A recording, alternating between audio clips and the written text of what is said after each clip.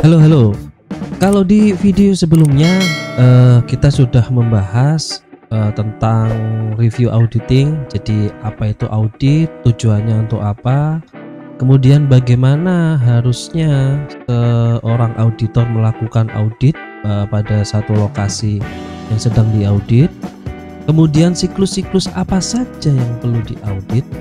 Nah, ada siklus pendapatan, pendanaan, aset tetap, produksi, dan lain sebagainya. Nah, kali ini kita akan mencoba membahas satu persatu masing-masing siklus dalam satu video yang mungkin durasinya panjang, tetapi semoga teman-teman bisa terbantu untuk bisa memahami masing-masing audit siklus yang ada di pemahaman tentang auditing, kira-kira seperti itu. Oke, kita tanpa panjang lebar lagi, kita langsung mulai. Kita mulai diskusinya. Silakan masuk kelas.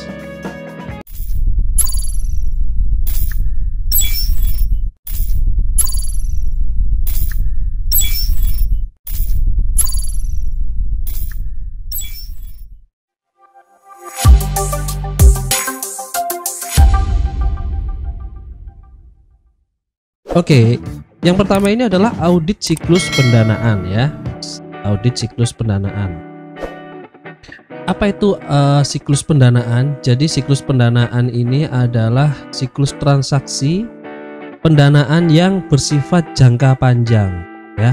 Seperti pendanaan melalui utang bank jangka panjang, kemudian penerbitan surat utang, obligasi gitu ya, dan penerbitan saham. Nah, kali ini kita akan membahas tentang siklus pendanaan ya, siklus audit siklus pendanaan. Nah, pendanaan itu merupakan kegiatan yang paling awal ya. Jadi setiap usaha pasti diawali dengan pendanaan, entah itu dari modal, utang, dan lain sebagainya. Nah, itu ya pendanaan ini kira-kira itu yang harus dilakukan, karena kenapa sebuah perusahaan untuk bisa memulai usahanya ya pasti membutuhkan pendanaan awal atau modal awal, baik itu didapat dari pemilik perusahaan dengan penyertaan modal atau mungkin didapat dari utang ya. Tentunya utangnya utang-utang jangka panjang dengan beberapa pertimbangan yang bisa dilakukan oleh perusahaan agar perusahaan tersebut bisa berdiri dan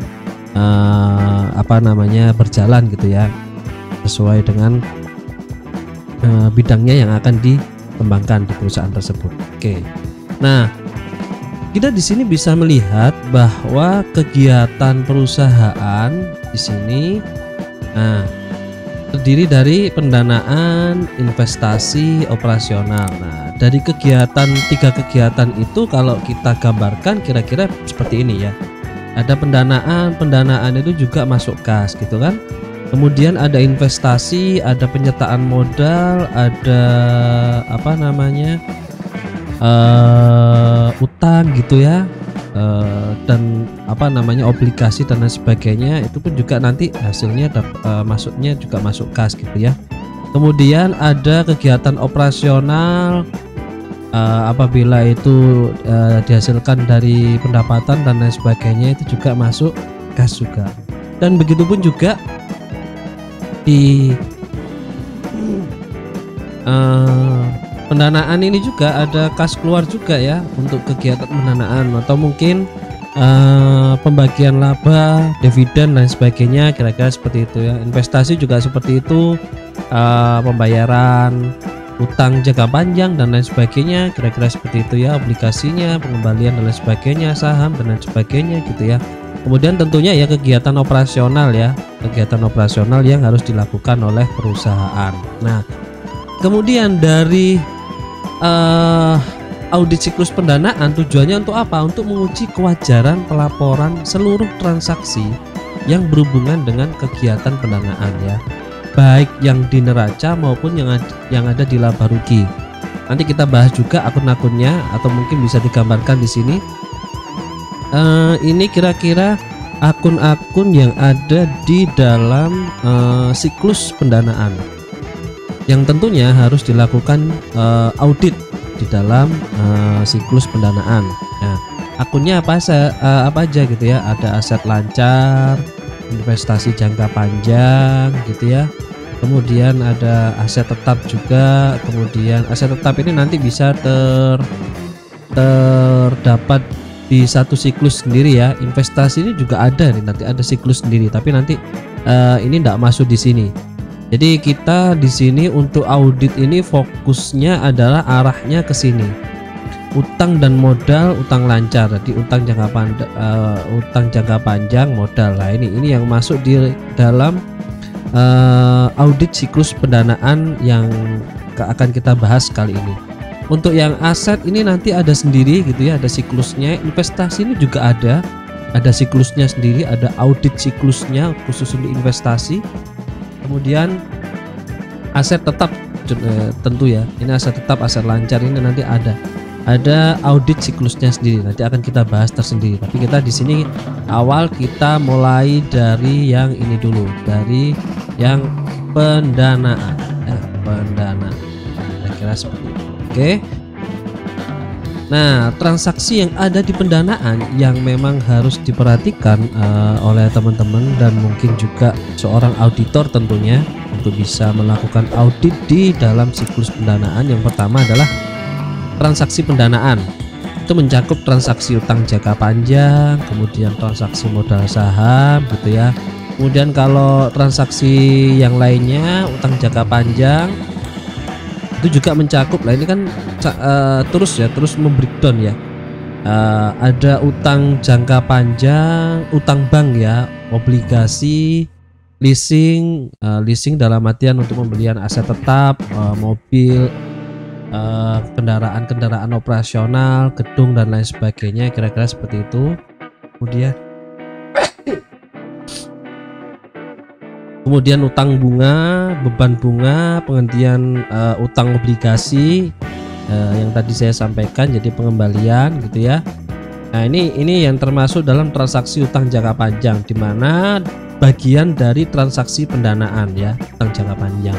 Kemudian kalau transaksi modal saham ada apa saja? Nah, ini ya tentunya di dalam yang berhubungan dengan saham ya.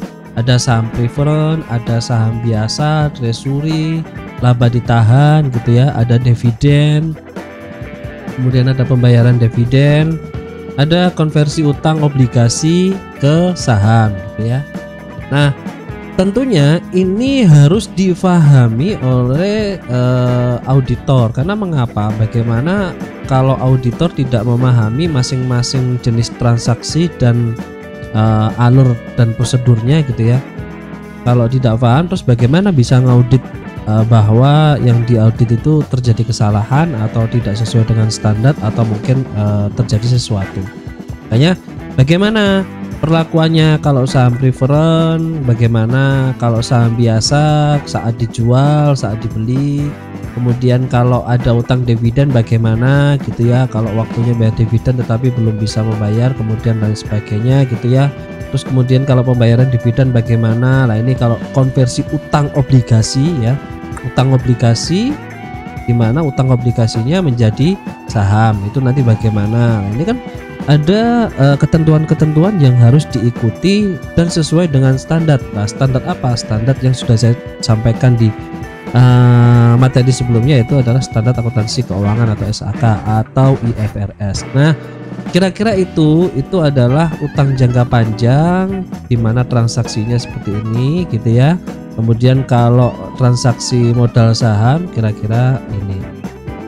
Mengapa kita perlu mengetahui transaksi-transaksi ini? Ini adalah transaksi-transaksi yang notabene umum terjadi di dalam kegiatan transaksi pendanaan.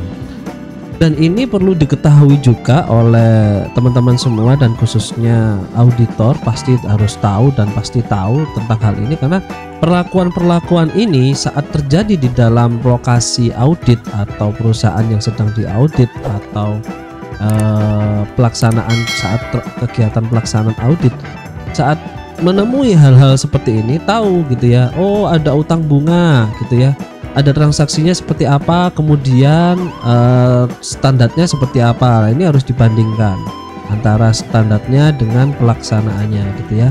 Nah, ini juga harus dicek.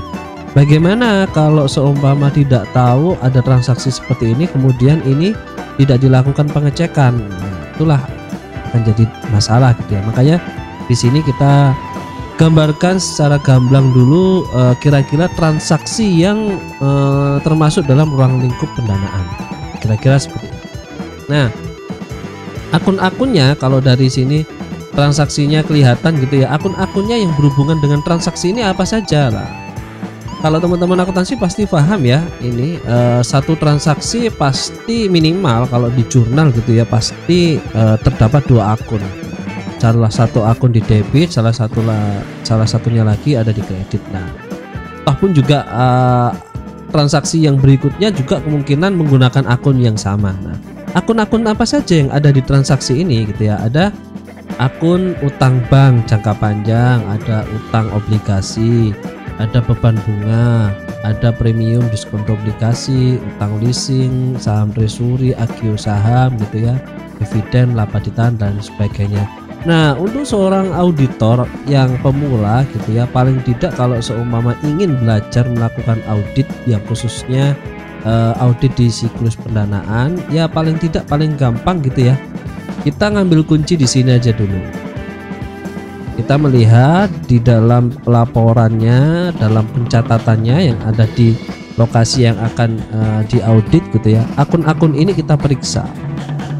Paling gampang seperti itu, satu persatu kita cek. Nah, setiap akun ini pasti ada pembantunya, atau paling gampang seperti ini. Kita cek, kita lihat di buku besarnya gitu ya.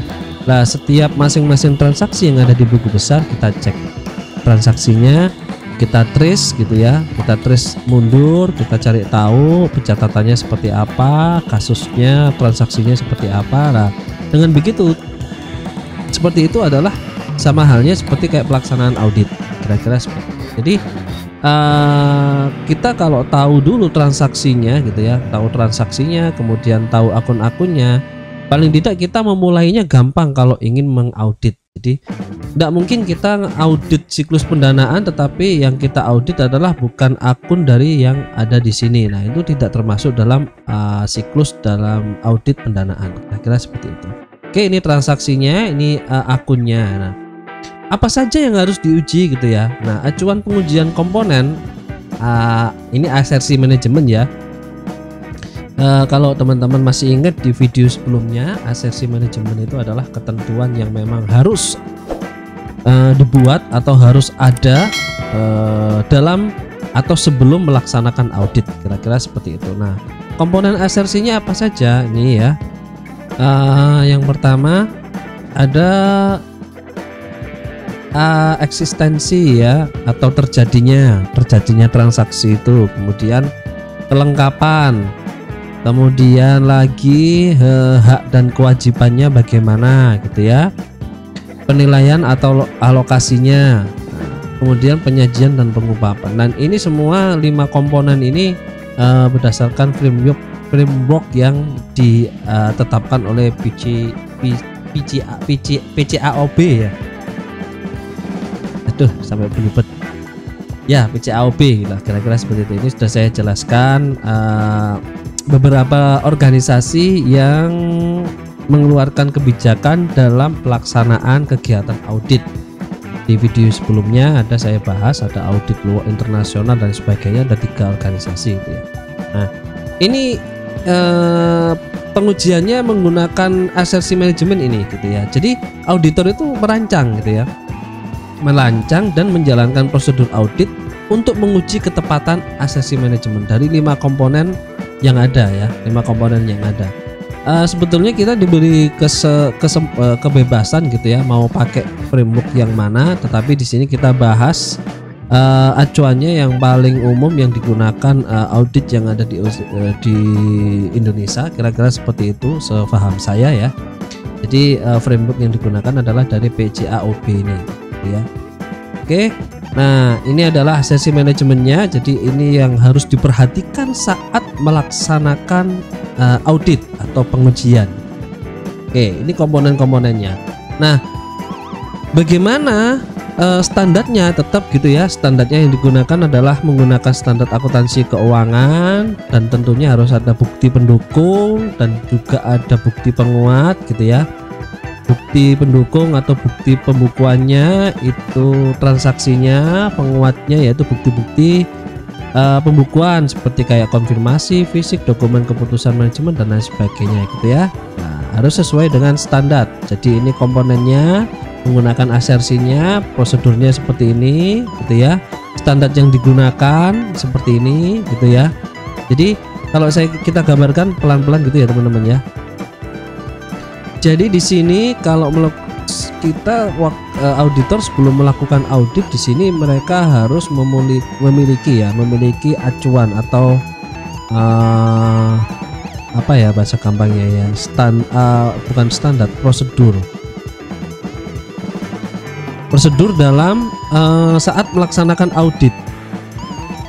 Nah, prosedurnya bagaimana? Nah, ini harus ditentukan oleh auditornya. Nah, saat mereka ingin menjalankan prosedur, acuannya apa? Standarnya yang digunakan apa? Nah, standarnya mereka menggunakan SAK. Nah, gini. Dan mereka saat melaksanakan prosedur mereka harus menggunakan standar sebagai alat yang akan dijadikan pembanding saat pelaksanaan audit, yaitu adalah SAK. Nah, bagaimana ini pengecekannya? Nah, ini kriteria yang digunakan, ketentuan-ketentuan semua yang ada di SAK yang berhubungan dengan pendanaan. Kira-kira seperti itu yang harus dilakukan. Makanya di sini ada komponennya, ada kewajaran kriterianya, standar yang digunakan. Nah, beberapa hal yang memang perlu diperhatikan dan ini sudah banyak telaah gitu ya, diteliti gitu ya. Beberapa hal risiko yang mungkin terjadi gitu ya. Ada beberapa risiko yang memang harus diperhatikan. Yang pertama adalah risiko bawaan, yang kedua adalah risiko pengendalian, inherent risk sama control risk gitu ya. Nah, apa itu gitu ya? Nah, risiko bawaan itu adalah risiko kesalahan yang tidak terkait dengan faktor sistem pengendalian atau risiko yang menjadi karakteristik dasar satu transaksi. Kemudian kalau risiko pengendalian itu adalah risiko kesalahan karena faktor kelemahan sistem pengendalian internal dalam sistem gagal mendeteksi. Jadi mendeteksi dan mencegah terjadinya kesalahan. Nah, berbeda gitu ya risiko bawaan sama risiko pengendalian. Saat pelaksanaan audit tentunya dengan acuan yang prosedur yang sudah direncanakan, kemudian menggunakan standar yang sudah dijadikan pedoman gitu ya, pedoman dalam pelaksanaan audit. Nah, saat melaksanakan audit kita juga harus bisa memilah gitu ya, mana itu risiko bawaan, mana risiko pengendalian. Saat melakukan audit nantinya diharap auditor itu bisa memilah gitu ya, mana itu yang memang kesalahan dan mana itu yang memang kemungkinan akan terjadi kesalahan gitu ya. Kalau kita gambarkan gitu ya, di sini ini kemungkinan salah gitu ya, kesalahan. Nah, kesalahan ini memang harus disampaikan di dalam pelaporan. Lah, sedangkan untuk pengendalian ini diperkirakan akan terjadi kesalahan ya, diprediksi gitu ya. Nah, diprediksi akan terjadi kesalahan gitu ya. Makanya sebelum terjadi kesalahan ini juga perlu disampaikan, karena mengapa? Dalam artian nanti kesalahan ini pasti harus dibenahi, dibetulkan. Nah, kalau di sini yang diprediksi ini ya kira-kira harus disesuaikan, dibenahi juga, dibetulkan juga gitu ya. Karena kenapa? Agar tidak sampai terjadi kesalahan gitu ya. Kalau ini sudah jelas salah, kalau ini masih belum salah, dan ini kita harus pisah gitu ya. Ada beberapa hal yang memang terjadi di dalam perusahaan kesalahan-kesalahan yang seperti ini kemungkinan memang karena penyebabnya tidak tahu gitu ya, atau mungkin kurang memahami secara dalam pelaksanaan kegiatan operasional perusahaan, khususnya di pegawainya atau mungkin kebijakan-kebijakan yang ada di perusahaan. Makanya daripada itu risiko-risiko ini harus disampaikan secara keseluruhan oleh auditor, kira-kira seperti itu. Kemudian ada juga ada juga risiko analitis gitu ya, risiko dimana ini kok lari-lari nih, risiko kegagalan mendeteksi salah saji gitu ya, karena penerapan prosedur analitis gitu ya, karena memang kadangkala tidak semuanya saat pelaksanaan audit kita bisa mengecek, tentunya kan transaksi perusahaan itu kan banyak, makanya kita harus melakukannya secara sampel gitu ya, kadangkala harus dilakukan secara sampel lah. Risiko-risiko yang seperti ini jangan sampai kita terjadi gitu ya, makanya harus disampaikan juga, dan ini harus diminimalisir gitu ya, kegagalan mendeteksi salah saji gitu ya, karena kadangkala satu transaksi gitu ya, kita mengeceknya awal-awal gitu ya, 1 bulan 2 bulan masih oke gitu ya, tapi kesalahannya ternyata terdapat di bulan kelima gitu ya. Nah itu makanya kenapa ngaudit itu tidak bisa sebentar, pasti membutuhkan waktu yang lama dan butuh supporting dari lokasi audit untuk bisa pelaksanaan audit ini berjalan lancar. Hal-hal yang seperti ini yang juga harus diperhatikan oleh auditor. Kemudian risiko deteksi, yaitu risiko kegagalan mendeteksi salah satu material dalam laporan keuangan. Kalau di sini dalam prosedurnya, kalau di sini di laporan keuangan. Prosedurnya kita tidak bisa atau kelewatan gitu ya, jangan sampai. Kemudian salah saji di laporan keuangan, kalau bisa juga jangan sampai gitu ya. Ini risiko-risiko yang memang harus diperhatikan oleh auditor gitu ya. Kemudian risiko audit, kesalahan kesimpulan. Jadi jangan sampai auditor itu menyalahkan, memberikan pelaporan yang salah gitu ya, salah kesimpulan. Pencatatannya bagus, tetapi karena auditornya yang kurang paham dalam penggunaan standar yang ada, yang terjadi adalah malah menghasilkan kesimpulan yang salah gitu ya. Makanya semua ini harus diperhatikan ya, risiko-risiko, mulai dari risiko bawaan, pengendalian, analitis, deteksi, audit gitu ya. Nah, bentuk-bentuk apa saja yang harus memang diperhatikan bentuk kesalahan gitu ya, kesalahan yang tidak disengaja maupun kesalahan yang disengaja. Ya jelas ini ya, kalau tidak disengaja ada banyak faktor, mungkin karena ketidakfahaman, kemudian ada kekurangan dalam penerapan sistem, pengembangan teknologi, pembentukan atau pembuatan prosedur dan lain sebagainya gitu ya. Itu karena memang tidak disengaja, atau mungkin juga kurangnya kompetensi di dalam perusahaan itu sendiri. Kemudian ada juga kesalahan-kesalahan yang memang disengaja karena memang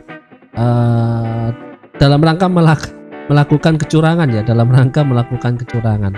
Nah, kadang-kala hal-hal yang seperti ini juga harus kita ungkap, dan biasanya di dalam pelaksanaan audit itu adalah maksudnya tidak lain adalah untuk mencari hal-hal yang memang harusnya bisa sesuai standar tetapi tidak sesuai standar karena mungkin tidak disengaja melakukan kesalahan, dan harusnya sesuai standar tetapi ternyata tidak sesuai standar karena memang disengaja karena untuk melakukan kecurangan. Nah, yang harus diauditor apa? Memahami karakteristik transaksi pendanaan yang tadi sudah saya sampaikan. Jadi tidak mungkin auditor tidak paham karakteristik transaksi pendanaan kemudian dianya bisa ngaudit. Nah, itu tidak mungkin. Semuanya poin-poin transaksi yang sudah saya sampaikan di slide sebelumnya harus difahami oleh seorang auditor.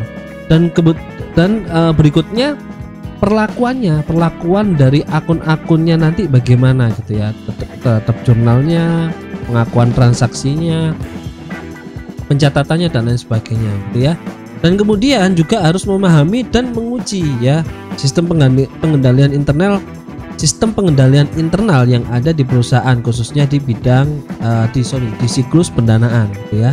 Kemudian melakukan pengujian juga secara substantif transaksi pendanaan. Oke. Kira-kira itu dari karakteristiknya, kemudian memahami sistem pengendalian internal yang harus dimiliki di dalam siklus pendanaan, dan kemudian kalau sudah tahu gitu ya, kemudian diuji gitu ya secara substantif masing-masing transaksinya, di tracing, di vouching dan lain sebagainya gitu ya. Oke, tetapi di sini kan kita cuman membahas bagaimana kita mengkonstruksi kegiatan atau bisa memahami sebuah kegiatan yang bidangnya adalah audit siklus pendanaan kan gitu ya. Oke, kita akan bahas satu persatu karakteristiknya, pengujian dan lain sebagainya. Oke, nah bentuk skalanya ini sudah tadi ya, sorry. Nah, asesmennya bagaimana gitu ya, salah saji gitu ya, karakteristiknya, kompleksitasnya gitu ya dalam transaksi pendanaan, termasuk berbagai peraturan prosedur yang harus diikuti perusahaan gitu ya, bagaimana kita ngeceknya. Nah, ini kita perlu asesmen ya. Asesmen kemungkinan itu terjadi salah saji, atau mungkin bukan salah saji tetapi malah disengaja, kira-kira. Nah, bagaimana kita mengujinya? Nah, di sini kita apa namanya, fungsi-fungsi organisasi yang terlibat kita harus tahu dulu, ruang lingkup kegiatan yang ada di perusahaan. Nah, kecukupan dan kelengkapan dokumennya lengkap atau tidak, pembukanya ada atau tidak, kemudian pelaporannya ada atau tidak, kira-kira seperti itu ya. Kecukupan dan efektivitas teknologi gitu ya, adakah teknologi yang diterapkan untuk membantu dalam kegiatan khususnya yang berhubungan dengan pencatatan transaksi. Kalau teknologi sekarang yang khususnya bidang accounting banyak sekali ya, jadi kita tinggal masukkan transaksinya dari entrian transaksi tadi, langsung otomatis bisa menghasilkan pencatatan keuangan, baik itu jurnalnya, buku besarnya, bahkan sampai laporan keuangannya. Nah, tinggal kita menekankan bagaimana bisa kita mengontrol ini ya, transaksinya bagaimana, karena pencatatan transaksi dengan menggunakan teknologi gitu ya, pencatatan transaksi dengan menggunakan teknologi, kita tinggal kontrol di pencatatan transaksinya saja. Apabila di pencatatan atau pengendalian transaksinya itu sesuai dengan adanya teknologi yang sudah digunakan, nah tentunya nanti tinggal menyesuaikan di dalam pencatatannya sesuai atau tidak gitu. Rata-rata aplikasi-aplikasi atau alat bantu yang berhubungan dengan akuntansi sekarang sudah kompeten semua ya, baik yang desktop maupun yang web. Banyak sekali, ada jurnal, ada Zahir, ada accounting 123 dan lain sebagainya. Nah, itu aplikasi-aplikasi yang bisa dipakai untuk membantu kegiatan transaksi oleh perusahaan gitu ya. Nah, tinggal bagaimana saat sudah menggunakan aplikasi tersebut, apakah aplikasi tersebut sesuai dengan kebutuhan yang dibutuhkan atau mungkin yang dilakukan oleh perusahaan, kira-kira seperti itu. Nah, apapun itu yang sedang diterapkan, nah, auditor juga harus paham bagaimana mengendalikan transaksi-transaksi itu agar sesuai dengan standarnya, yang sesuai dengan aturan yang ada di SAK, kira-kira seperti itu. Nah, kemudian kita juga harus cek gitu ya kualifikasi SDM-nya. Kadangkala karena perusahaan itu terjadi kesalahannya itu bisa jadi karena kurangnya kualitas SDM-nya gitu ya. Anak bagian bendahara tetapi diisi oleh lulusan sarjana gitu ya, adanya akuntansi tetapi accountingnya diisi oleh lulusan SMK. Tidak melarang sih, tinggal kompetensinya sesuai atau tidak gitu, tinggal mampu atau tidak gitu ya SDM, kira-kira seperti itu. Nah, itu apabila ada sesuatu yang memang bisa disampaikan oleh auditornya, disampaikan di dalam pelaporannya bahwa kekurangannya terdapat pada sumber daya manusianya, kekurangannya terdapat pada teknologi yang diterapkan dan lain sebagainya, kira-kira seperti itu. Asesmen potensi salah saji yang memang harus diperhatikan.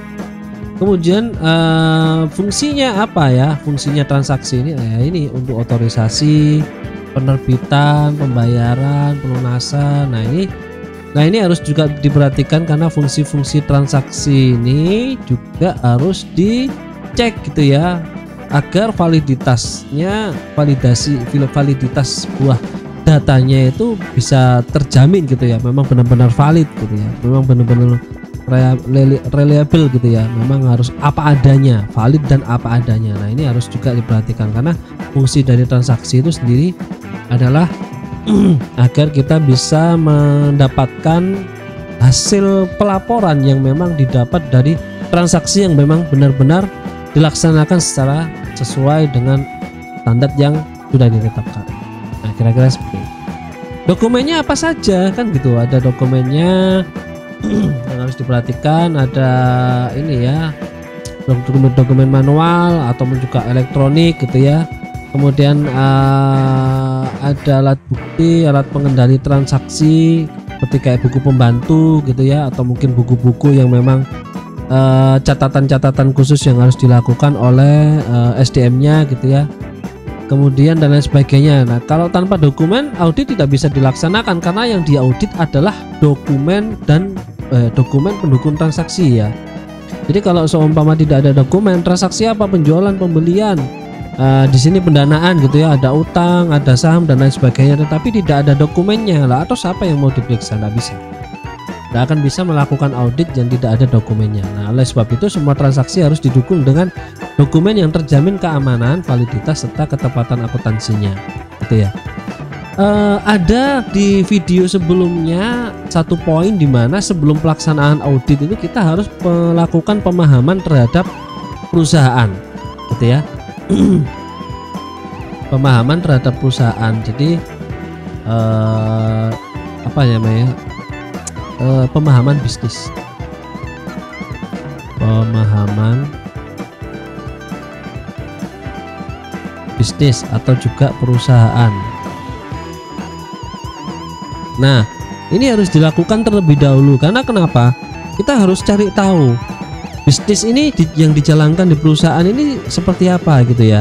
Prosedurnya bagaimana, aturannya bagaimana, kemudian standar-standar apa saja yang sudah ditentukan.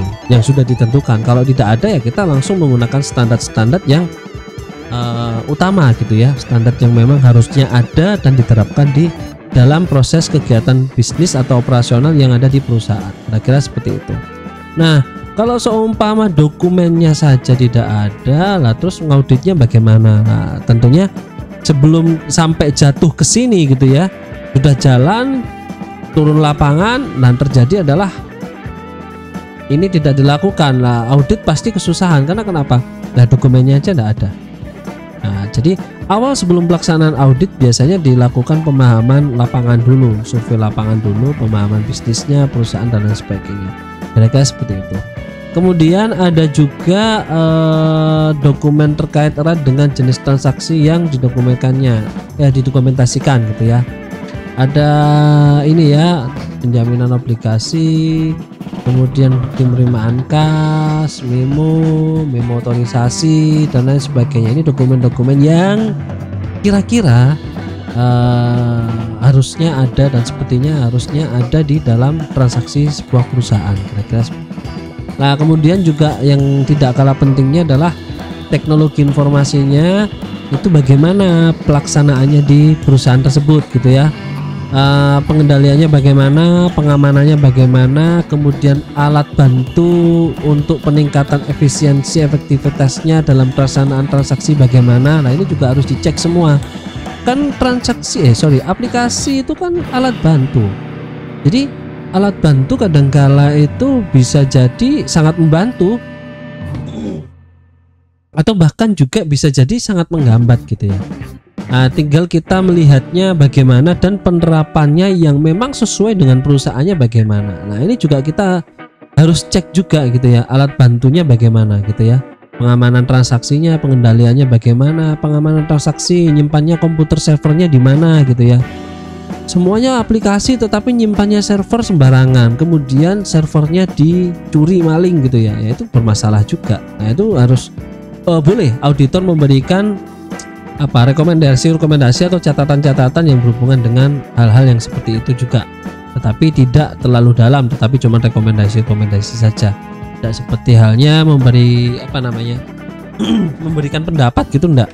tapi cuma rekomendasi saja. Kalau memberikan pendapat sudah jelas, pendapat di dalam pelaksanaan audit itu sudah jelas gitu ya. Nanti kita akan bahas, ada khusus kita membahas tentang bagaimana sebuah pelaporan audit itu dibentuk dan pendapatnya apa saja yang bisa dikeluarkan oleh seorang auditor gitu ya. Oke, kira-kira seperti itu. Kita lanjut lagi. Auditor harus memahami, menguji kecukupan serta efektivitas teknologi informasi dalam membantu menurunkan kesalahan. Nah, ini bagaimana teknologi itu diterapkan gitu ya di semua pegawai atau mungkin di beberapa pegawai saja, dan bagaimana sistemnya dilaksanakan di dalam perusahaan tersebut. Kira-kira. Kemudian pemahaman dan pengujian teknologi informasi mencakup area input gitu ya. Mulai dari area inputnya, khususnya untuk input transaksi, input data master, input data-data yang memang harusnya masuk terlebih dahulu, khususnya seperti kayak transaksi itu termasuk area input gitu ya, karena nanti akan dilakukan proses transaksi itu, melakukan jurnal, menyimpan informasi transaksi, tanggal, suppliernya atau customernya, terminnya gitu ya, barangnya apa saja, kemudian di jurnal, kemudian lain sebagainya. Itu prosesnya juga harus dicek. Kemudian juga outputnya bagaimana, keluar stroke di layar bagaimana dan sebagainya. Nah, pengendaliannya bagaimana, dan pengendalian dan pengamanannya bagaimana gitu ya. Nah, kemudian juga tujuan pemahaman pengujian untuk mengukur kemampuan teknologi dalam mencegah potensi terjadinya kesalahan dan kecurangan, baik yang disebabkan oleh unsur manusia maupun oleh unsur teknologi informasi itu sendiri. Karena ini kan operatornya, ini kan alatnya yang dipakai, alatnya ini pun juga yang buat adalah manusia, dan manusia ini juga yang menggunakan alat ini. Dan tentunya manusianya dua profesi yang berbeda. Kalau manusia yang sebagai menggunakan unsur teknologi ya mungkin disebut operator lah, sedangkan yang manusia yang menciptakan unsur teknologinya ya mungkin bisa disebut profesinya lah orang IT ya, programmer atau data scientist dan lain sebagainya. Nah, ini tetapi ranahnya kita tidak dalam rangka unsur IT ini, kita tidak dalam rangka mengaudit aplikasinya ya, tetapi bagaimana aplikasi ini atau unsur IT ini dilaksanakan di dalam perusahaan, bagaimana pelaksanaannya, sesuai atau tidak. Kalau memang sesuai ya tinggal dilengkapi lagi sesuatu atau mungkin beberapa hal yang memang belum lengkap. Tetapi kalau tidak sesuai ya mungkin bisa diberikan usulan atau rekomendasi bahwa percuma menggunakan teknologi tetapi operatornya tidak paham dan tidak bisa menggunakan komputer. Nah, kira-kira seperti itu kan menjadi masalah juga gitu ya. Jadi bukan masalah teknologi yang canggih, tetapi operator atau pengguna yang memang paham bisa menggunakan itu juga tidak kalah pentingnya. Oke. Kemudian pemahaman tentang pengujian TI menjadi penting karena informasi adalah produk dari teknologi informasi ya. Informasi yang ada itu adalah produk dari TI. Karena produk dari TI gitu ya, dari TI ini kan dimasuki transaksi. Ini kan dimasuki transaksi. Nah, oleh teknologi informasi yang sudah dimasukkan transaksi ini, di sini ada beberapa hal yang memang diproses gitu ya. Prosesnya berbagai macam. Kalau secara singkat atau mungkin sekilas saja, penyimpanan data transaksi gitu ya, nama customernya, suppliernya, terminnya, tanggalnya gitu ya, yang tadi sudah saya sampaikan. Itu proses yang harus dilakukan. Nah, tinggal proses yang sudah dilakukan ini apakah sudah sesuai atau tidak, kita cek di outputnya. Nah, outputnya biasanya dalam bentuk laporan atau mungkin dalam bentuk bukti transaksi ya, bukti transaksi dan lain sebagainya. Nah, ini laporan dan bukti transaksi ini kita cek, kita melakukan audit. Apakah bukti dan transaksi ini sesuai dengan perusahaan gitu ya? Apakah semuanya ini laporan dan bukti transaksinya sesuai dengan kebutuhan yang harusnya ada di dalam perusahaan? Kira-kira seperti itu. Itu bagaimana kita melakukan audit yang memang berhubungan dengan atau di bidang IT khususnya, kira-kira seperti itu. Dan saya kira itu sangat sangat diperlukan sekali. Karena kenapa? Data scientist, data collecting, dan data-data yang lainnya gitu ya, pengolahan data yang lainnya di dalam teknologi saat ini sangat dibutuhkan. Kita ketahui bersama banyak teknologi yang berkembang, di mana teknologi tersebut membantu kegiatan manusia. Berarti kalau sudah seperti itu, berarti banyak informasi yang tersimpan di dalam teknologi itu. Nah, tinggal kita bagaimana mengolah data tersebut sehingga menjadi informasi yang tanpa diminta itu bisa membantu pengguna. Akhirnya arahnya adalah ke AI kan, artificial intelligence ya. Jadi otomatisasi atau robot AI itu tidak serta-merta dibuat dengan kecanggihan yang memang tanpa menggunakan data. Jadi data itu ada, karena adanya apa? Karena dari input kan, input dari berbagai model yang sudah terjadi gitu ya di dalam sebuah aplikasi. Nah, data ini terkumpul terus, ada data lagi, ada data lagi, ada data lagi lah. Data ini diolah sebagaimana mungkin sehingga disimpulkan dan bisa menghasilkan informasi, dan informasi yang saat ini tanpa diminta pun itu bisa menyampaikan. Nah, makanya diotomatisasi, data diolah lagi, diproses lagi sehingga bisa menghasilkan informasi, dan ini tanpa ada permintaan. Akhirnya arahnya adalah ke AI, artificial intelligence. Kira-kira seperti itu kondisi yang ada, teman-teman. Jadi kalau kita ingin masuk di bidang ini secara dalam, nah tentunya kita juga harus memerlukan effort khusus di dalam bidang yang berhubungan dengan teknologi, apalagi di sini yang berhubungan dengan audit. Kira-kira seperti itu. Nah, itu teknologi informasi yang juga tidak kalah pentingnya yang harus diperhatikan di dalam pelaksanaan audit. Oke, kemudian ada materialitas salah saji gitu ya. Di sini ada material, ada kesalahan material ya, memang terlihat salahnya itu, memang terlihat. Di notanya salah tanggal, di notanya tidak ada nama customer, nama suppliernya, di notanya tidak ada nama barangnya, di notanya tidak ada kuantitinya tetapi ada harganya. Nah, itu kesalahan material yang memang bisa terlihat langsung oleh auditor atau oleh pelaksana auditornya. Kira-kira seperti itu ya. Itu yang memang harus diperhatikan juga, materialitas salah saji ya. Lagi. Oke, sambil minum dulu teman-teman.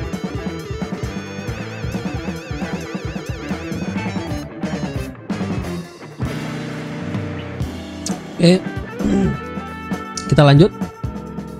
Kemudian ini ya, materialitas salah sajinya arahnya kemana ya. Kalau SPI itu ini ya, SPI lemah kuat, potensinya bagaimana, potensi salah sajinya. Kalau SPI nya lemah berarti potensi salah sajinya tinggi, materialitasnya juga pasti rendah gitu ya, bukti-buktinya. Kemudian kebutuhan bukti auditnya wah jadinya banyak. Kemudian kalau SPI nya kuat ya pasti potensi salah sajinya rendah gitu ya, dan bukti materialnya juga tinggi sekali, dan kebutuhan untuk bukti auditnya tidak begitu banyak gitu. Kira-kira seperti itu material salah saji. Oke, potensi salah sajinya di mana saja? Ada saldo utang dilaporkan terlalu kecil ya, kemudian kesalahan pembukuan periodik, pembelaan unsur bunga. Nah, ini salah satu bukan salah satu, banyak ini ya, beberapa potensi ya, potensi salah saji ya dalam pelaksanaan transaksinya. Nah, ini pelunasan pinjaman tidak tercatat, kesalahan perhitungan akuntansi dividennya. Nah, ini kan, nah bagaimana kalau seumpama kita tidak tahu aturan pencatatan dividen, perhitungan dividen, tetapi kita mengaudit ini, kan lucu juga. Nah, kita harus paham bagaimana perhitungan dan akuntansinya dividen, kira-kira seperti itu.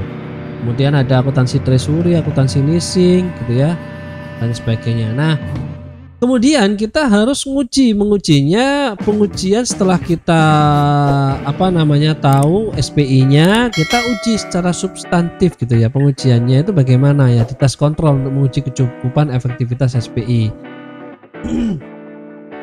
Pengujian substantif itu untuk uji kewajaran ya, kewajaran asersi manajemennya. Jadi nah ini kita lihat sifat, saat, dan luas pengujian substansi dengan tingkat kecukupan efektivitas SPI. Kuncinya adalah di SPI-nya.